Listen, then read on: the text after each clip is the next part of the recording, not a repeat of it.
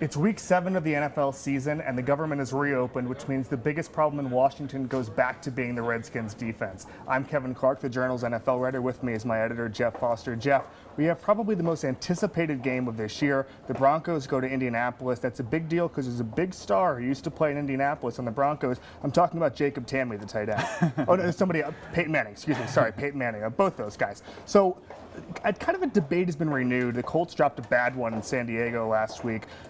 Maybe the Colts didn't make the right decision drafting Luck first overall and dumping Peyton Manning. Peyton Manning coming off of 4 neck surgeries. I don't know. Hey, this is what sports is for. It's for debates. So go ahead. What do you think? This is one of the rare cases in sports where both teams actually benefited. Right. Because you look at that Colts team, they were 2-14. They were 0-13 to start that season. They had a lot of problems besides not having a quarterback. Well, they had a Curtis Painter problem. Yeah, no, Dan Orlovsky's their quarterback. But obviously they need to completely reboot, overhaul the roster, get a guy who people were saying is the biggest prospect since John Elway. That seems like a no-brainer, and save $13 million in the process. And then you look at the Broncos, they're 8-8, they make the playoffs, they win a game in the playoffs with Tim Tebow. That means they got a lot of other things going besides for quarterback. Yeah, so if they plug in a Hall of Fame quarterback in there, they're going to be a very good team, which is what happened. Okay, well, here's my thought. Peyton Manning was coming off of 4 neck surgeries. We know that. The question's about the arm strength. Well, guess what? He doesn't have a strong arm anymore. He probably is the weakest arm in the league. 92 of his throws. Well, I didn't go that far. We have a Blaine Gabbert in the league. 92 of his throws have gone between 1 and 10 yards from the line of scrimmage. That's unbelievable. He has 7 throws beyond 20 yards from the line of scrimmage. That's insane. He's really just sort of dink and dunking. It's his intellect which is guiding him to these insane numbers. The 7 touchdowns in one game, whatever it is, whatever the number is, he's done it this year. And it's his intellect, it's his football smarts. I think the Colts should have seen that. You know, part of being a decision maker is being able to see things happen in the future. The Colts are gonna go, 10-6 this year, maybe make it around the division. The Broncos could win 2 straight Super Bowls, 3 straight Super Bowls. I mean, it could be insane. They are so stacked. So I think I would rather have that. So now, sort of philosophical question as a fan.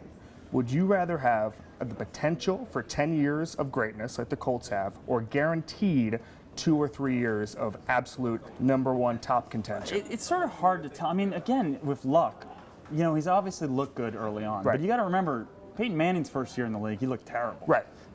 Mark Sanchez's first year in the league, people were saying he was going to be the Jets franchise quarterback. A star is born, the Daily News said. It's still a little hard to tell with Luck, but obviously I think I would go with Luck. I like everything I've seen. I think he's getting better. He's getting more accurate, and I think he brings that same sort of intellect to the game in the way he prepares and the way he approaches each opponent. The point of sports is to win championships, and I think that Luck is coming in with the quarterback class that there's a couple guys there who are maybe just as good as him.